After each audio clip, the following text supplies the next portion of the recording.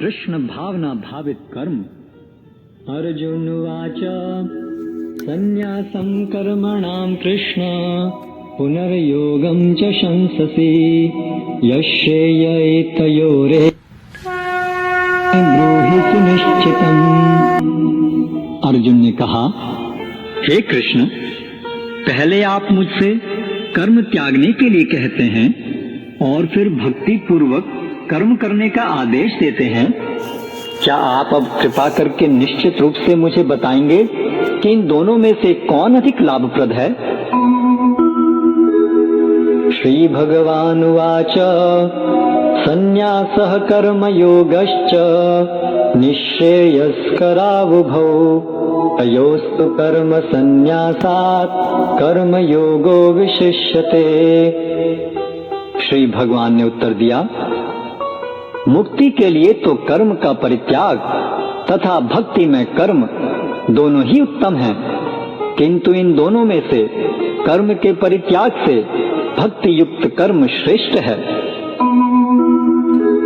ये यह स नित्य सन्यासी यो न द्वेष्टि न कांक्षति निर्द्वंदो हि महाबाहो सुखं बंधात् प्रमुच्यते। जो पुरुष न तो कर्म फलों से घृणा करता है और न कर्म फल की इच्छा करता है, वह नित्य सन्यासी जाना जाता है। हे महाबाहु अर्जुन, ऐसा मनुष्य समस्त द्वंद्वों से रहित होकर भव बंधन को पार कर पूर्णतया मुक्त हो जाता है। सांख्य योगौ पृथक् बालाः प्रवदन्ति न पंडिताः एकमप्यास्थितः सम्यक् उभयोर्विन्दते फलम्। अज्ञानी ही भक्ति कर्म योग को भौतिक जगत के विश्लेषणात्मक अध्ययन सांख्य से भिन्न कहते हैं। जो वस्तुतः ज्ञानी हैं, वे कहते हैं कि जो इनमें से किसी एक मार्ग का भली भांति अनुसरण करता है, वह दोनों के फल प्राप्त कर लेता है। यत् सांख्यै प्राप्यते स्थानं तद् योगैरपि गम्यते एकं सांख्यं च योगं च यः पश्यति स पश्यति। जो यह जानता है कि विश्लेषणात्मक अध्ययन सांख्य द्वारा प्राप्य स्थान भक्ति द्वारा भी प्राप्त किया जा सकता है, और इस तरह जो सांख्य योग तथा भक्ति योग को एक समान देखता है, वही वस्तुओं को यथारूप में देखता है। संन्यासस्तु महाबाहो दुःखं माप्तुं मयोगतः योगयुक्तो मुनिर्ब्रह्म न चिरेण विगच्छति। भक्ति में लगे बिना केवल समस्त कर्मों का परित्याग करने से कोई सुखी नहीं बन सकता, परंतु भक्ति में लगा हुआ विचारवान व्यक्ति शीघ्र ही परमेश्वर को प्राप्त कर लेता है। योगयुक्तो विशुद्धात्मा विजितात्मा जितेन्द्रियः सर्वभूतात्मा भूतात्मा कुर्वन्नपि न लिप्यते। जो भक्ति भाव से कर्म करता है, जो विशुद्ध आत्मा है और अपने मन तथा इंद्रियों को वश में रखता है, वह सबों का प्रिय होता है और सभी लोग उसे प्रिय होते हैं। ऐसा व्यक्ति कर्म करता हुआ भी कभी नहीं बंधता। नैव किंचित करोमीति युक्तो मन्येत तत्त्ववित् पश्यन् शृण्वन् स्पृशन् जिघ्रन् अश्नन् गच्छन् स्वपन् श्वसन् प्रलपन् विसृजन् गृणन् उन्मिषन् निमिषन्नपि इन्द्रियाणि इन्द्रियार्थेषु वर्तन्त इति धारयन्। दिव्य भावनामृत युक्त पुरुष देखते, सुनते, स्पर्श करते, सूंघते, खाते, चलते फिरते, सोते तथा श्वास लेते हुए भी अपने अंतर में सदैव यही जानता रहता है कि वास्तव में वह कुछ भी नहीं करता। बोलते, त्यागते, ग्रहण करते या आंखें खोलते बंद करते हुए भी वह यह जानता रहता है कि भौतिक इंद्रियां अपने अपने विषयों में प्रवृत्त हैं और वह इन सब से पृथक है। ब्रह्मण्याधाय कर्माणि संगम त्यक्त्वा करोति यः लिप्यते न स पापेन पद्मपत्रमिवाम्भसा। जो व्यक्ति कर्म फलों को परमेश्वर को समर्पित करके आसक्ति रहित होकर अपना कर्म करता है, वह पाप कर्मों से उसी प्रकार अप्रभावित रहता है जिस प्रकार कमल पत्र जल से अस्पृश्य रहता है। कायेन मनसा बुद्ध्या Low battery, please charge. योगिनः कर्म कुर्वन्ति संगम त्यक्तात्मशुद्धये। योगी जन आसक्ति रहित होकर शरीर, मन, बुद्धि तथा इंद्रियों के द्वारा भी केवल शुद्धि के लिए कर्म करते हैं। युक्तः कर्म फलं त्यक्त्वा शान्तिम् आप्नोति नैष्ठिकीम् अयुक्तः कामकारेण फले सक्तो निबध्यते। निश्चल भक्त शुद्ध शांति प्राप्त करता है क्योंकि वह समस्त कर्मफल मुझे अर्पित कर देता है। किंतु जो व्यक्ति भगवान से युक्त नहीं है और जो अपने श्रम का फल कामी है, वह बंध जाता है। सर्व कर्माणि मनसा सन्न्यस्यास्ते सुखं वशी नवद्वारे पुरे देहि नैव कुर्वन्न कारयन्। जब देहधारी जीवात्मा अपनी प्रकृति को वश में कर लेता है और मन से समस्त कर्मों का परित्याग कर देता है, तब वह 9 द्वारों वाले नगर भौतिक शरीर में बिना कुछ किए कराए सुख पूर्वक रहता है।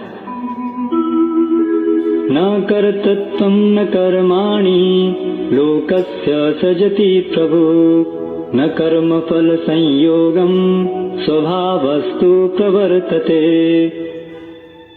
शरीर रूपी नगर का स्वामी देहधारी जीवात्मा न तो कर्म का सृजन करता है, न लोगों को कर्म करने के लिए प्रेरित करता है, न ही कर्मफल की रचना करता है।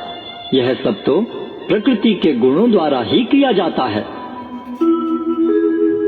नादत्ते कस्यचित् पापं न चैव सुकृतं विभुः अज्ञानेनावृतं ज्ञानं तेन मुह्यन्ति जन्तवः।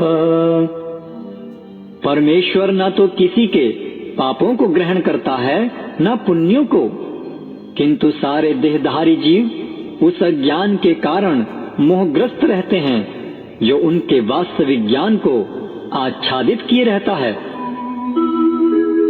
ज्ञानेन तु तदज्ञानं येषां नाशितमात्मनः तेषामादित्यवत् ज्ञानं प्रकाशयति तत्परम्। किंतु जब कोई उस ज्ञान से प्रबुद्ध होता है जिससे अविद्या का विनाश होता है, तो उसके ज्ञान से सब कुछ उसी तरह प्रकट हो जाता है जैसे दिन में सूर्य से सारी वस्तुएं प्रकाशित हो जाती हैं। तद्बुद्धयस्तदात्मानं तन्निष्ठास्तत्परायणाः गच्छन्त्य पुनरावृत्तिं ज्ञाननिर्धूतकल्मषाः। जब मनुष्य की बुद्धि, मन, श्रद्धा तथा शरण सब कुछ भगवान में स्थिर हो जाते हैं, तभी वह पूर्ण ज्ञान द्वारा समस्त कल्मष से शुद्ध होता है और मुक्ति के पथ पर अग्रसर होता है। विद्या विनय संपन्ने ब्राह्मणे गविहस्तिनि शुनि चैव शपाके च पंडिताः समदर्शिनः। विनम्र साधु पुरुष अपने वास्तविक ज्ञान के कारण एक विद्वान तथा विनीत ब्राह्मण, गाय, हाथी, कुत्ता तथा चांडाल को समान दृष्टि संभाव से देखते हैं। इहैव तैर्जितः सर्गो येषां साम्ये स्थितं मनः निर्दोषं हि समं ब्रह्म तस्मात् ब्रह्मणि ते स्थितः। जिनके मन एकत्व तथा समता में स्थित हैं, उन्होंने जन्म तथा मृत्यु के बंधनों को पहले ही जीत लिया है। वे ब्रह्म के समान निर्दोष हैं और सदा ब्रह्म में ही स्थित रहते हैं। न प्रहस्येत् प्रियं प्राप्य नोद्विजेत् प्राप्य चाप्रियम् स्थिरबुद्धिरसम्मूढो ब्रह्मवित् ब्रह्मणि स्थितः।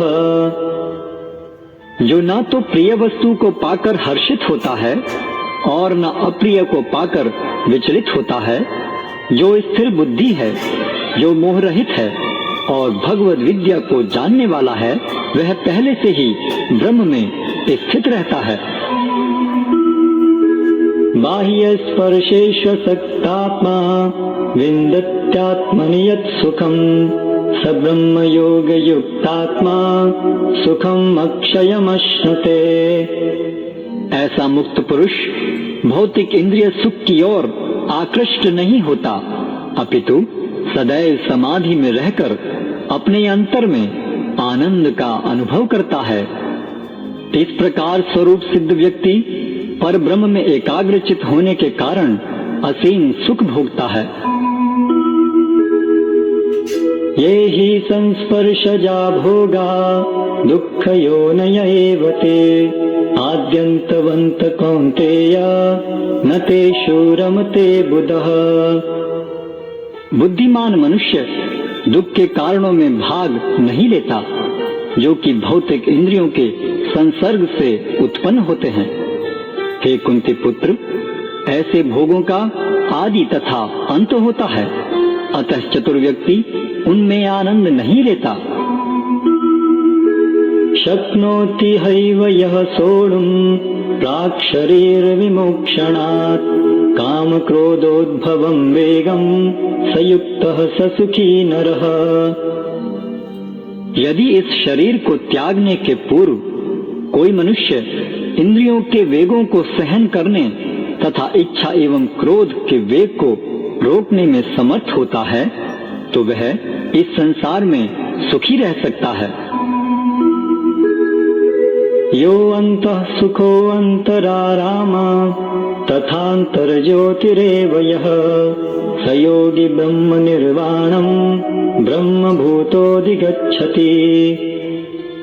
जो अंतःकरण में सुख का अनुभव करता है, जो कर्मठ है और अंतःकरण में ही रमण करता है तथा जिसका लक्ष्य अंतर्मुखी होता है, वह सचमुच पूर्ण योगी है। वह पर ब्रह्म में मुक्ति पाता है और अंत तो गत्वा ब्रह्म को प्राप्त होता है। लभन्ते ब्रह्म निर्वाणम ऋषयः क्षीणकल्मषाः छिन्न द्वैधायतात्मानः सर्वभूतहिते रताः। जो लोग संशय से उत्पन्न होने वाले द्वैत से परे हैं, जिनके मन आत्म साक्षात्कार में रत हैं, जो समस्त जीवों के कल्याण कार्य करने में सदैव व्यस्त रहते हैं और जो समस्त पापों से रहित हैं, वे ब्रह्म निर्वाण को प्राप्त होते हैं। काम क्रोध विमुक्तानां यतीनां यत चेतसाम् अभितो ब्रह्म निर्वाणम वर्तते विदितात्मनाम्।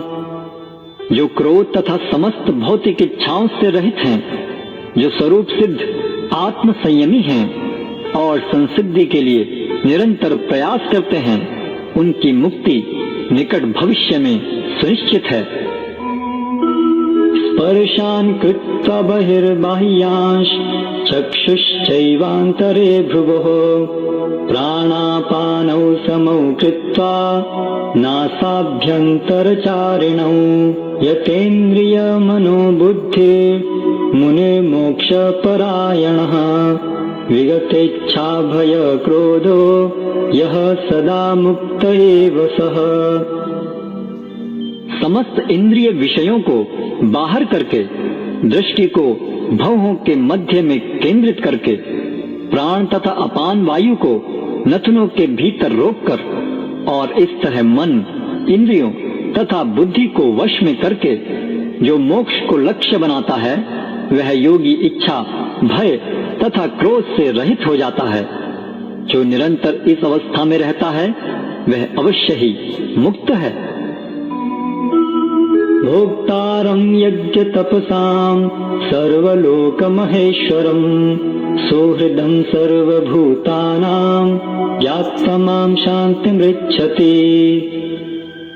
मुझे समस्त यज्ञों तथा तपस्याओं का परम भोक्ता, समस्त लोकों तथा देवताओं का परमेश्वर एवं समस्त जीवों का उपकारी एवं हितैषी जानकर मेरे भावनामृत से पूर्ण पुरुष भौतिक दुखों से शांति लाभ करता है।